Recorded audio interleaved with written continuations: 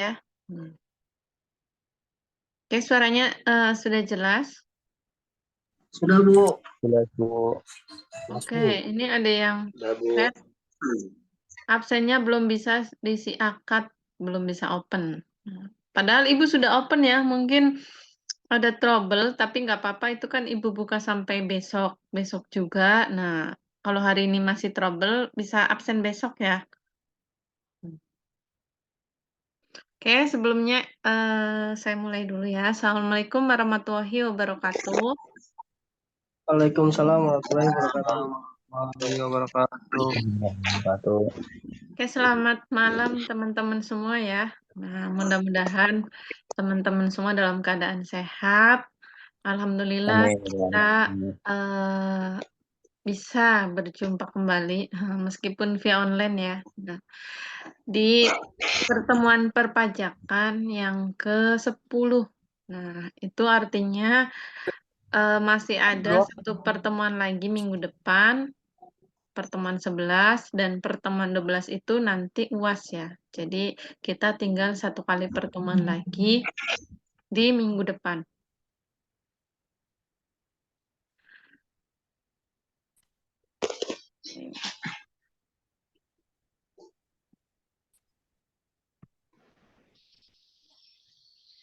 Oke, sudah Ibu share screen ya, kelihatan? Kelihatan, Bu. Kelihatan, Bu.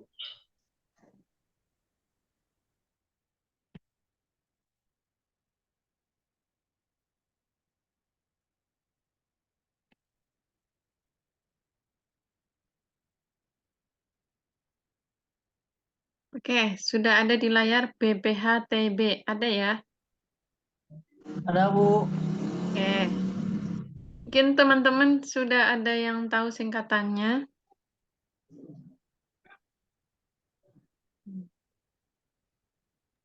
Nah, jadi BPHTB ini salah satu jenis pajak. Nah, kalau di minggu-minggu kemarin kan kita belajar ada PPH ya. Semuanya singkatan ya, PPH, pajak penghasilan, PBB, pajak bumi dan bangunan, PPN, pajak pertambahan nilai. Begitu juga dengan BPHTB. Nah, BPHTB ini juga singkatan. Bea perolehan hak atas tanah dan bangunan. Nah, mungkin teman-teman sebenarnya sudah pernah membayar pajak ini. Nah, tapi ternyata BPHTB ini singkatannya bea perolehan hak atas tanah dan bangunan.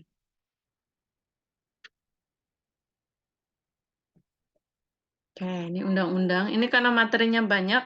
Kalau untuk undang-undang, nah Ibu skip aja ya. Nah, ini biasa peraturan mengenai pajak tersebut. Nah, sebentar.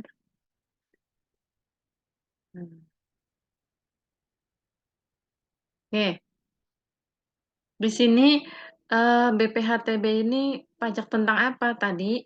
Karena singkatannya bea perolehan hak atas tanah dan bangunan. Nah, secara gampangnya mungkin teman-teman kalau beli kendaraan second, pasti kan namanya mau dibalik nama, ada bea balik nama ya. Nah, begitu juga dengan tanah atau bangunan. Ketika teman-teman beli, misalkan beli tanah, nah itu sertifikatnya mau diganti ya, karena teman-teman beli harus atas nama teman-teman. Nah, jadi dari si penjual menjadi atas nama pembeli. Nah, dalam proses itu, peralihan hak tersebut ada pajaknya. Pajaknya ini dinamakan dengan BPHTB. Bea perolehan hak atas tanah dan bangunan. Jadi, seperti bea balik nama tanah, bea balik nama bangunan. Nah, ini namanya pajaknya BPHTB. Oke, di sini ada slide-nya.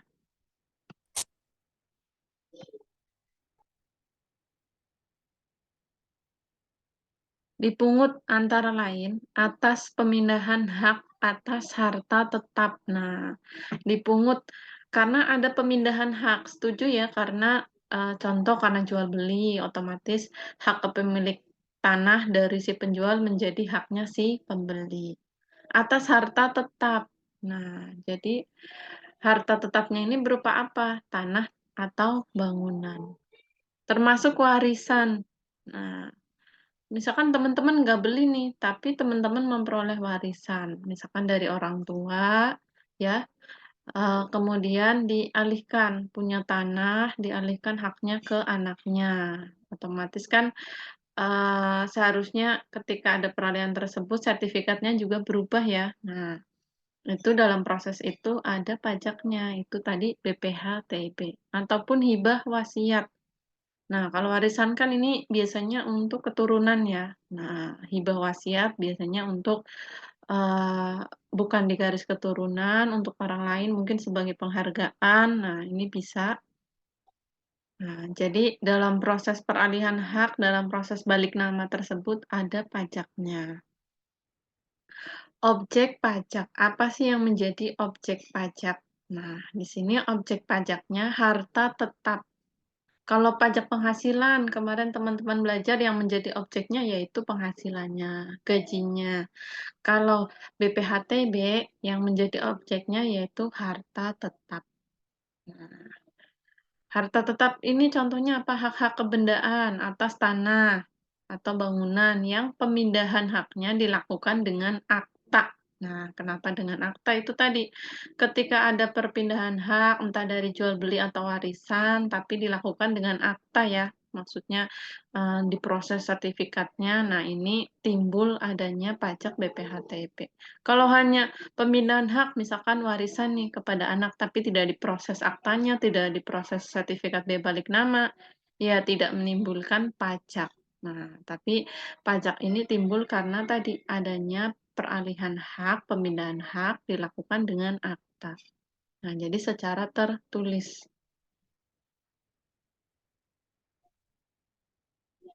Oke. Ini sama ya undang-undangnya. Ini karena slide-nya banyak. Nah, Ibu skip aja. Nah, ini sama undang-undang lagi. Nah, dasar pemungutan BPH-TB. Nah, contohnya di sini ada tanah. Apa yang menjadi dasar pemungutan BPH-TB ini? Kenapa sih pemerintah menarik pajak dari peralihan tadi hak tersebut dari bea balik nama ini?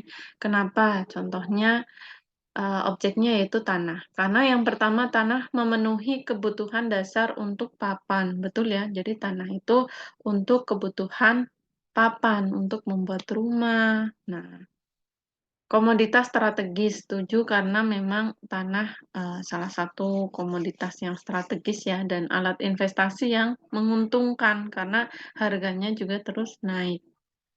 Keuntungan ekonomis bagi yang memperoleh hak atas tanah. Jadi kita kalau punya tanah tentu pasti punya nilai keuntungan ekonomis. Nah, jadi atas dasar kita punya tanah, kita bisa bangun untuk papan, untuk rumah, kita bisa jadikan tanah tersebut alat investasi. Nah, kita harus memberikan kontribusi kepada negara, yaitu dengan membayar BPH-TB. Oke, di sini ada prinsip-prinsip yang diatur dalam Undang-Undang BPH-TB. Nah, tarifnya sebesar 5%. Nah, ini teman-teman ingat, tarifnya tarif tunggal, besarnya 5%.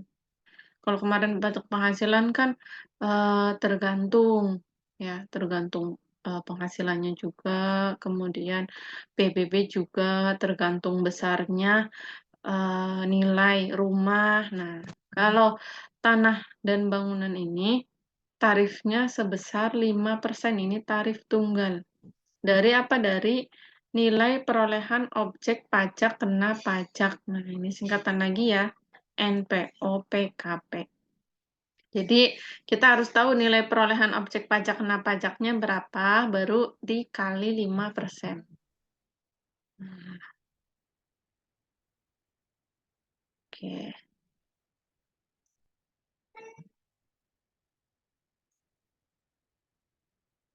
Oke, berikutnya. Nah, ini sama ya. Perolehan hak atas tanah karena adanya pemindahan hak atau pemberian hak baru. Nah, di sini ada jenis perolehan hak atas tanah. Nah, karena adanya pemindahan hak. Jadi timbulnya pajak BPHTB karena apa sih? Karena teman-teman contohnya jual beli. Tadi jual beli tanah antara si A dengan si B ya. Otomatis mau dibalik nama. Nah, sertifikatnya itu timbul pajak BPHTB. Kemudian hibah. Nah, hibah juga ini pemberian ya kepada seseorang. Ini juga diproses secara akta, maka akan ada pajak BPHTB. Waris, waris juga ya. Tadi misalkan orang tua meninggalkan warisan untuk anaknya, diproses aktanya, maka timbul pajak BPHTB. Tukar menukar, hibah wasiat, nah sampai bawah nih banyak. Putusan hakim, penggabungan usaha. Nah, penggabungan usaha juga dikenakan BPHTB. Kenapa? Karena biasanya kan usaha otomatis punya tanah, punya lokasi bangunan, kemudian dari bangunannya kecil digabung misalkan sama PT sebelah, otomatis bangunannya jadi besar ya. Nah, itu diproses aktanya, diproses sertifikatnya, sehingga timbullah pajak BPHTB. Leburan usaha, pemekaran usaha juga sama. Ya, di sini ada jenis-jenis hak atas tanah. Nah, kita punya tanah, kita punya hak milik. Pasti ya, karena itu tanah kita sendiri, kita punya hak milik, hak guna usaha. Nah, bisa digunakan untuk usaha tanah ya. Karena sekarang banyak juga tanah yang disewakan ya, entah contohnya untuk parkiran lah, untuk tempat-tempat jualan. Nah, hak guna bangunan. Nah, ini juga kita punya tanah, kita punya hak untuk mendirikan bangunan, hak pakai, hak milik, hak pengelolaan. Oke, itu diatur dalam undang-undang. Oke.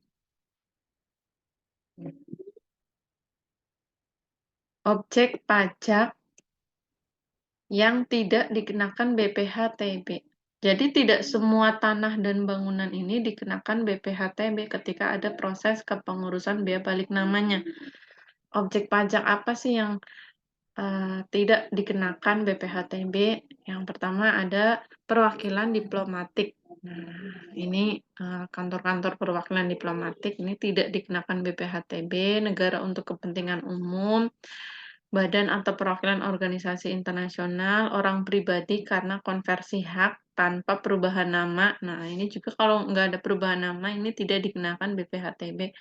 Karena wakaf. Nah, wakaf ini tidak dikenakan BPHTB. Misalkan teman-teman mau memberikan wakaf nih untuk masjid, kemudian otomatis sertifikatnya juga dirubah. Nah, ini tidak dikenakan pajak BPHTB. Atau untuk kepentingan ibadah, ini juga tidak dikenakan BPHTB.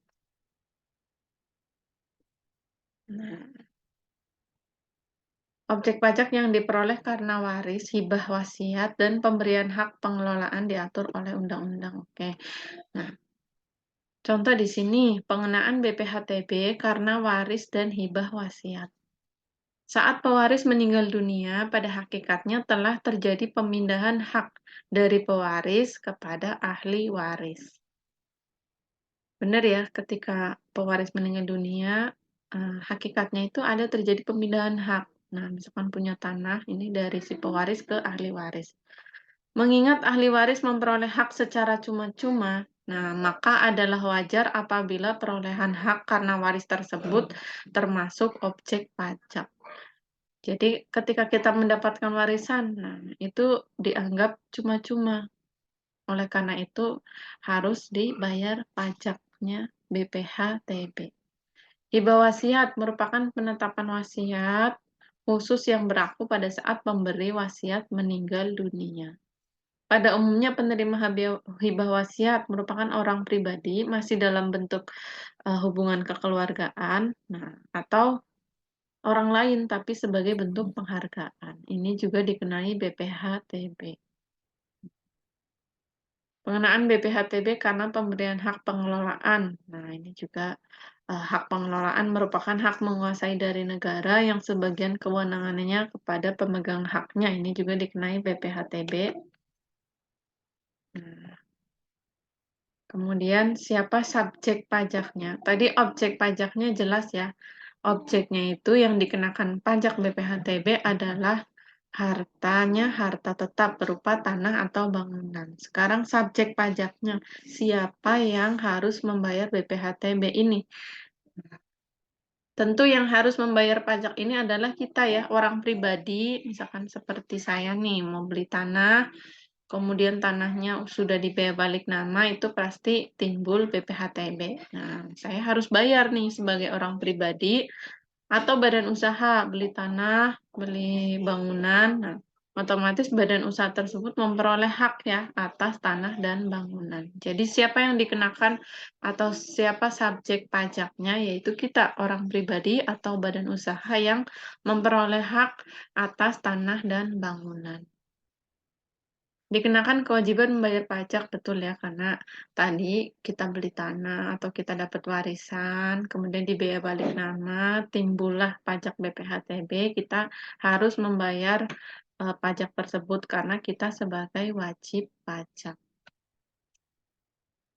Nah, tarif pajaknya tadi, tarifnya tunggal. Nah, ini sangat mudah untuk menghitung pajak BPHTB karena tarifnya tunggal, yaitu 5%. Dari apa? Dari nilai pajak objek kena pajak. Dasar pengenaan. Nah, kita tahu nilai perolehan objek pajak dari mana. Nah, misalkan tanah nih, nilainya berapa? Nah, tentu dari harga transaksi. Contohnya nih, saya beli tanah dengan harga 200 juta harga transaksinya. Jadi nilai perolehan objek pajaknya adalah 200 juta. Karena dari harga transaksi. Karena jual beli. Nah, jual beli otomatis kan ada harganya ya, harga transaksi. Berdasarkan nilai pasar, setuju ya ketika kita membeli sesuatu pasti tanah, misalkan per meter di daerah tersebut berapa itu berdasarkan nilai pasar. Nah, apabila NPOP tidak diketahui atau lebih rendah dari NJOP PBB.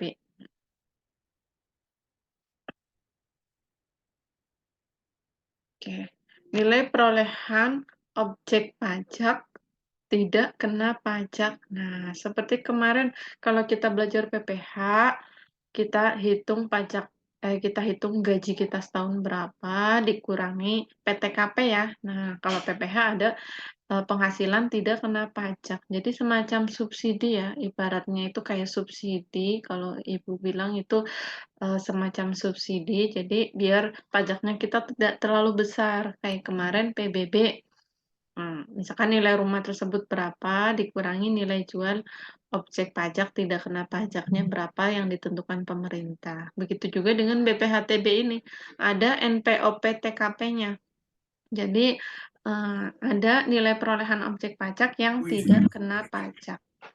Misalkan, nih, ditetapkan secara regional oleh Kakanwil dan Direktorat Jenderal Pajak ya DJP dengan mempertimbangkan pendapat pemerintah daerah, dan perkembangan perekonomian daerah. Paling banyak 300 juta. Paling banyak lagi 60 juta untuk lainnya. 300 juta untuk waris hibah wasiat. Nah, jadi untuk setiap daerah, NPOP-TKP-nya tentu berbeda. Berdasarkan apa? Berdasarkan perkembangan perekonomian daerah tersebut. Jadi nanti misalkan tadi Ibu beli tanah 200 juta. NPOP TKP Ibu di Cikarang misalkan 50 juta. Jadi 200 juta dikurangi dulu 50 juta. 150 juta baru dikalikan 5%. Nah, jadi sangat mudah untuk menghitung BPHTB. Nah, ini tadi bagaimana cara menghitungnya? BPHTB NPOP tadi, misalkan Ibu beli tanah 200 juta, dikurangi NPOP TKP. Misalkan di daerah Cikarang, NPOP TKP-nya pemerintah menetapkan 50 juta.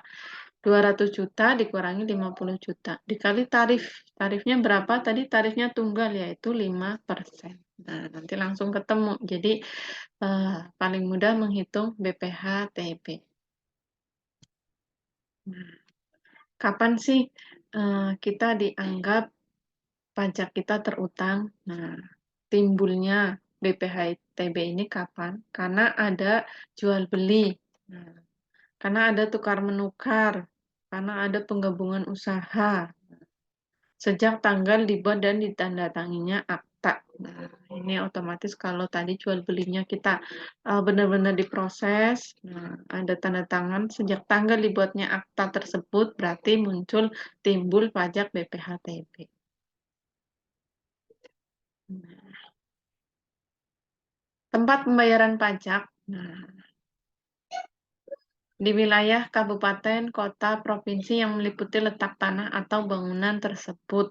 Nah, jadi tadi ya contohnya bangunannya di Cikarang juga nanti pajaknya ya dikelola oleh KPP Cikarang juga berdasarkan letak tanah atau bangunan tersebut.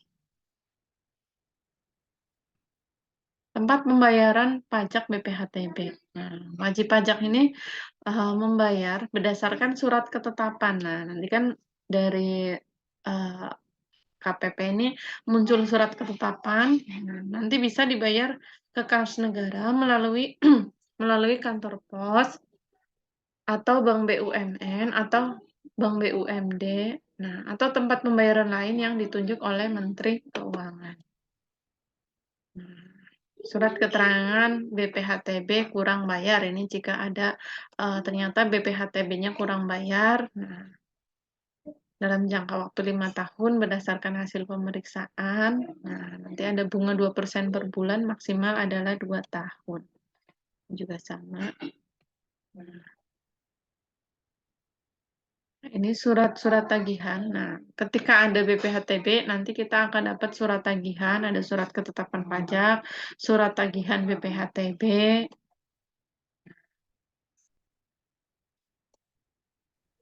Oke. Ini ada keberatan, misalkan ada keberatan atau kesalahan dalam penghitungan pajak, ini bisa mengajukan keberatan ya ke Dirjen Pajak. Nah, maksimal 3 bulan sejak diterimanya surat ketetapan pajak. Nah, diproses maksimal 1 tahun apakah keberatannya ditolak atau diterima. Nah, nanti bila ditolak bisa diajukan banding. Keberatan atau banding jika diterima kelebihan pembayaran dikembalikan. Nah, sebesar ada bunganya 2% dan jangka waktunya paling lama adalah 2 tahun. Nah, pengurangan. Jadi bisa atas permohonan nih wajib pajak kita bisa ada pengurangan BPH/TB, contohnya ada kondisi tertentu. Nah, contoh tanah atau bangunannya digunakan untuk kepentingan sosial. Nah, kita ternyata BPH/TB-nya sudah terbit nih. Oh, sedangkan tanahnya digunakan untuk kepentingan sosial atau pendidikan yang semata-mata tidak untuk mencari keuntungan. Ini bisa kita melakukan permohonan untuk dikurangi pajaknya.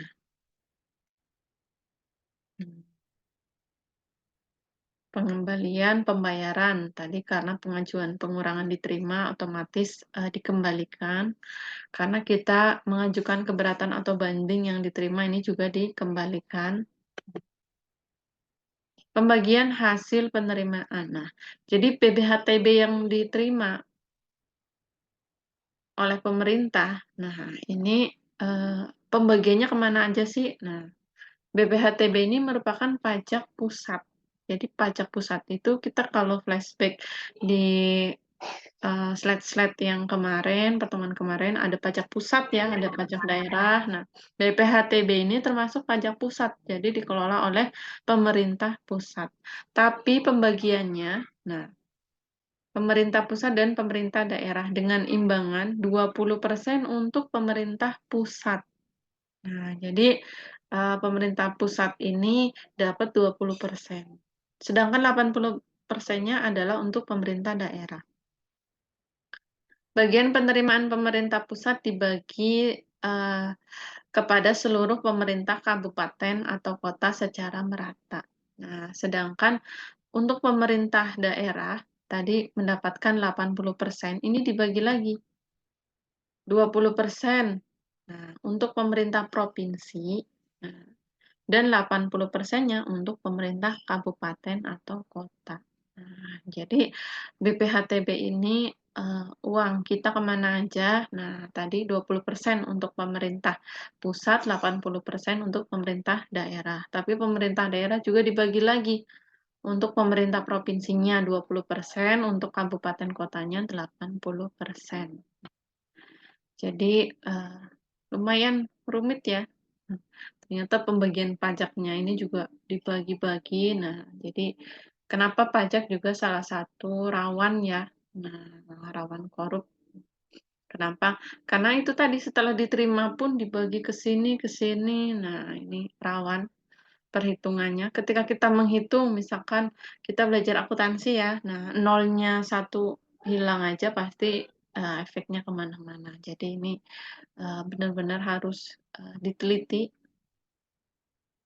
termasuk uang pajaknya dikemanain. Nah, ini sebenarnya peraturannya seperti ini, tadi 20% pemerintah pusat, 80% untuk pemerintah daerah, di mana pemerintah daerah dibagi lagi untuk provinsi dan 80%-nya untuk pemerintah kabupaten atau kota. Ketentuan bagi pejabat. Nah, jadi biasanya kepengurusan ini, BPHTB ini memang diurus oleh pejabat. Maksudnya pejabat di sini ada PPAT, ya. Teman-teman pasti tahu mungkin atau teman-teman punya kantor PPAT atau notaris atau pernah bekerja di PPAT, ya. Nah, PPAT ya, pejabat pembuat akta tanah. Nah, jadi ini yang mengurus BPHTB kita atau notaris. Nah, nanti ada bukti pembayaran BPHTB, ditandatangani, ada pendaftaran peralihan. Nah, biasanya kita nih sebagai misalkan tadi saya beli tanah nih 200 juta, otomatis kepengurusannya langsung dinotariskan ya, karena atau PPAT, karena memang itu adalah pihak yang berwenang untuk mengurus perpindahan hak tersebut, pengurusan bea balik nama, kepengurusan BPHTB. Jadi biasanya kita sebagai customer ini kita terima beres. Nah, mungkin teman-teman pernah beli tanah, beli rumah, pakai jasa notaris langsung sekian juta. Nah, itu ternyata salah satunya adalah untuk membayar BPHTB.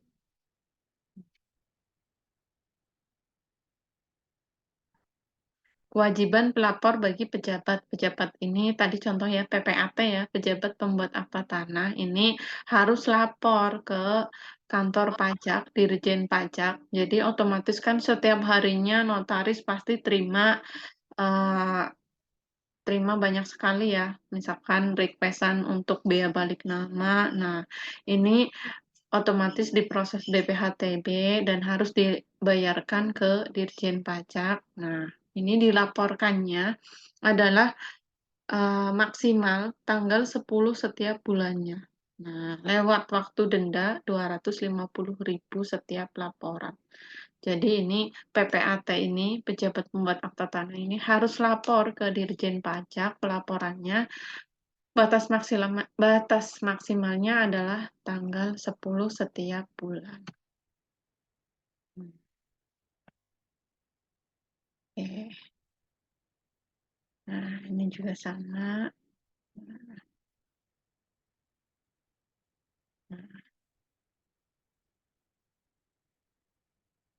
Oke, ini sama, ini ketentuan, isinya undang-undang lagi, teman-teman bisa baca pasal juga.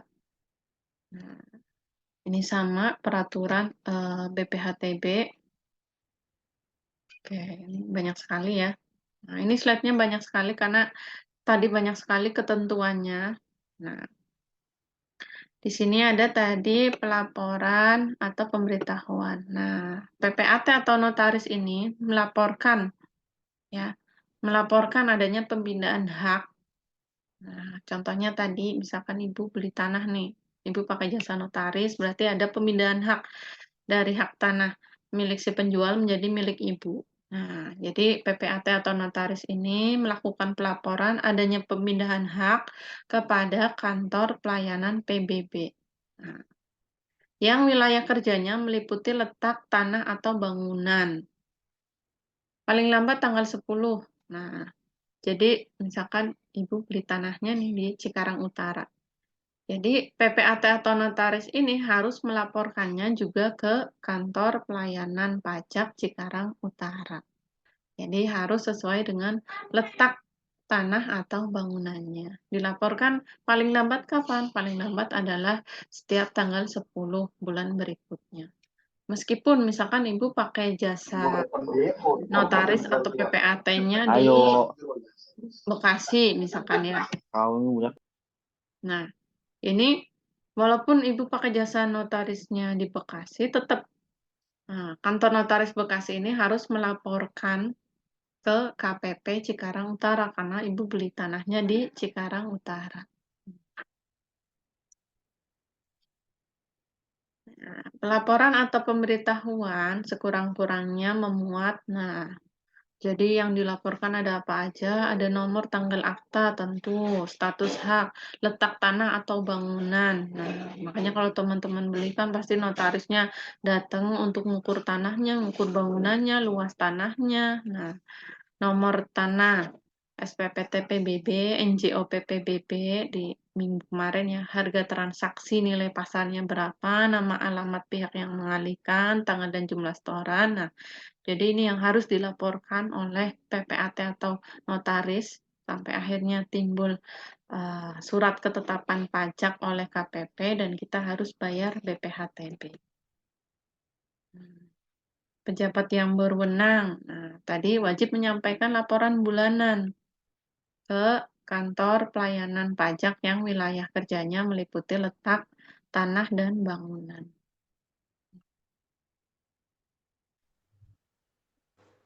Disampaikan paling lambat tanggal 10.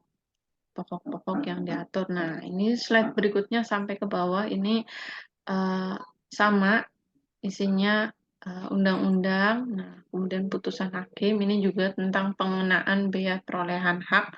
Nanti teman-teman bisa baca.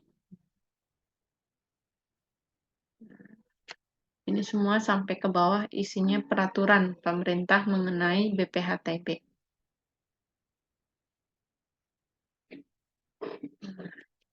Sama ini NPOTKP. Ini hampir sama slide-nya dengan sebelumnya ya. Nah, ini objek pajak yang tidak kena BPHTB, kesehatan, kemudian panti asuhan.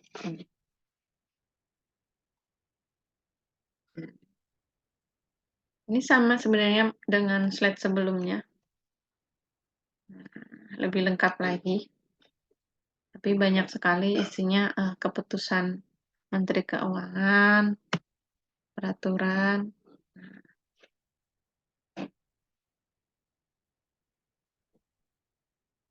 Oke, itu tadi sekilas materi mengenai BPHTB. Jadi kalau teman-teman, oh BPHTB itu apa? Oh ternyata itu bea perolehan hak atas tanah dan bangunan. Seperti teman-teman bea balik nama kendaraan, nah itu dikenai pajak kan? Nah ini juga dikenai pajak tapi atas tanah atau bangunan yang kita beli atau kita dapat warisan atau kita dapat hibah. Nah itu bisa juga.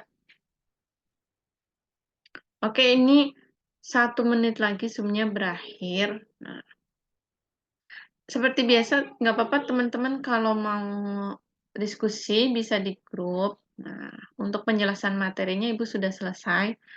Nanti materinya akan di-upload di Si Akad ya. Setelah ini akan Ibu upload. Dan juga pasti Ibu upload di YouTube. Jadi untuk teman-teman yang ketinggalan atau mungkin di pertemuan kemarin tidak masuk, ini bisa dilihat di YouTube ya penjelasannya. Dan juga teman-teman jangan lupa absen. Absen biasanya Ibu buka 1 minggu. Jadi misalkan sekarang bermasalah nggak apa-apa, besok dicoba lagi. Gitu. Oke, baik ya. Untuk pertanyaan silakan dilanjut di grup. Nah, sebelumnya Ibu akhiri pertemuan pada hari ini. Nah,